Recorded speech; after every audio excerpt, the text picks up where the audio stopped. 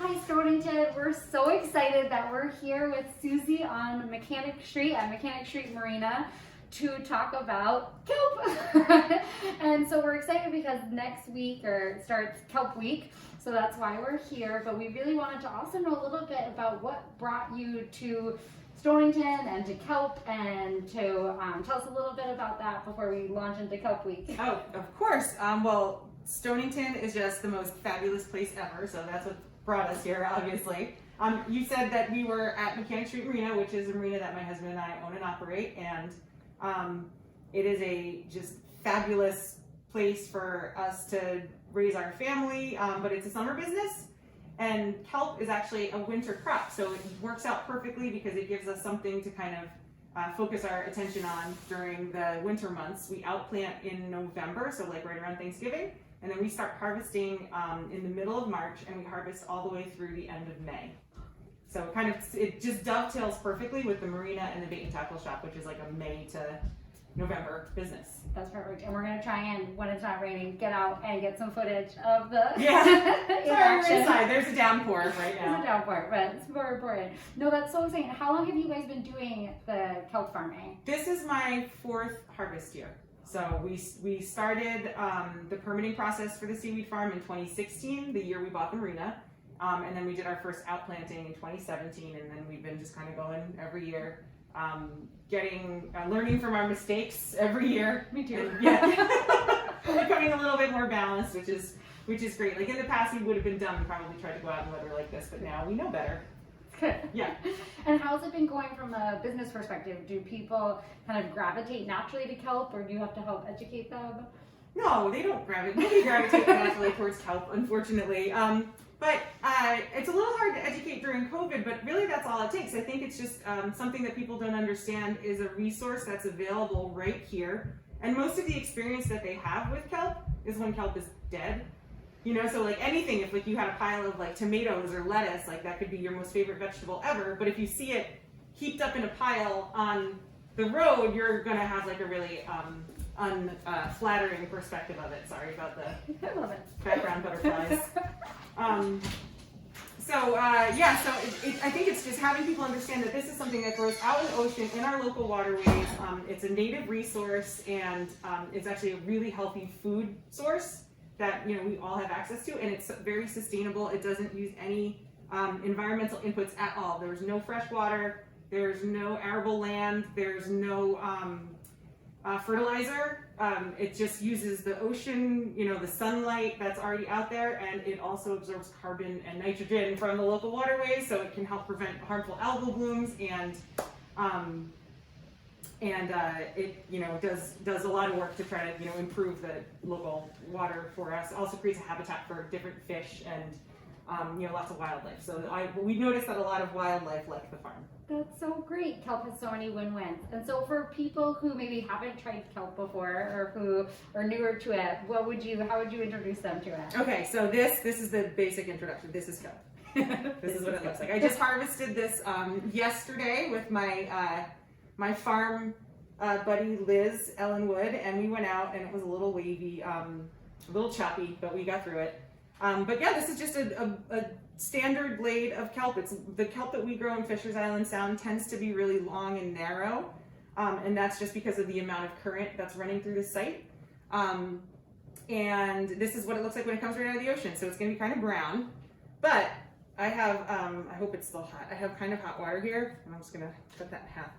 All you have to do if you get kelp from the farmer's market, or you get it from Stone Acres Farm Stand or something like that, is and you get it fresh like this, you just take it and you just drop it into almost boiling water, and you're going to be doing what's called blanching it. Oh my gosh, my fingers are burning. It's still hot. All right, it's turning such a pretty green. It's mom hands. Yeah, and then it'll change to this color. So if you get the side by side of the two of them, you'll notice that it is, it winds up melting away the other pigments, so all that's left is the chlorophyll, which is what gives it its bright green color. And then you just throw it in cold water to stop it from cooking. And then you can, from this point on, you just treat it like you would any other vegetable. So you can chop it up and throw it in a salad. You can make it look like a fettuccine noodle and put tomato sauce on top of it. You can essentially mix it into anything. It's like a really good it's like a really good background to any dish that you're It's got a cooking good with. texture too. Yeah, So like it's tough. It's used to being in water, so it doesn't fall apart like other vegetables inside of the water. It also contributes an umami element, so it can enhance the flavor of other things that you're cooking with. The joys of being a working mom. So cute, right? Every day. That is amazing. And then so people can have it in soups and salads as toppings. So I know you also dry it. Yes, right? yeah, and also like we do offer it dried, but it is something that's so easy to do yourself. If you want to dry it, you can either dry it blanched when it's like this by just putting it in a dehydrator, putting it in front of a sunny window. It dries really, really fast. It loses 90% of its weight, so the water just kind of escapes out of it. Or you can dry it when it's still fresh, and when you dry it when it's still fresh, it's going to be a lot saltier because it's still going to have that seawater on it. Yeah. Both ways are delicious. But yeah, you can. We sell it dried as well. And then later on in the season, we're also going to do frozen kelp cubes that you can just keep in your freezer and pop in your smoothies or put into a sauce to just have like extra iron and calcium and vitamin B12 and like whatever, all of the other good things that are in there. It's amazing. I've been loving it as a substitute for pasta in our soups, and like I said, a sprinkle on top of some eggs. It's so good. And I know you also said you have some candy kelp, which I've never had. Yeah, this is like a really special treat because this is not something that I know how to make. So this was actually something that a wonderful, brilliant chef named Rich Shee, who's in Massachusetts, he took some seaweed and he was just exploring all of the different ways to cook with it. And one of the things he did was candy it. And so it has this amazing caramel flavor, and you are more than welcome to try some if you want. Yes. And then tell us a little bit about Kelp Week and how you got involved with it and what it means for Stonington. So what we are doing, it's seasonal crop, right? So as soon as the ocean waters start to warm up, it's pretty much done. It still exists in the ocean, but it's not something that anybody's really going to want to eat because too many other types of algae tend to gravitate towards it. So what we're trying to do is make the general public aware of the seasonality of this so that you're kind of eating what's in season.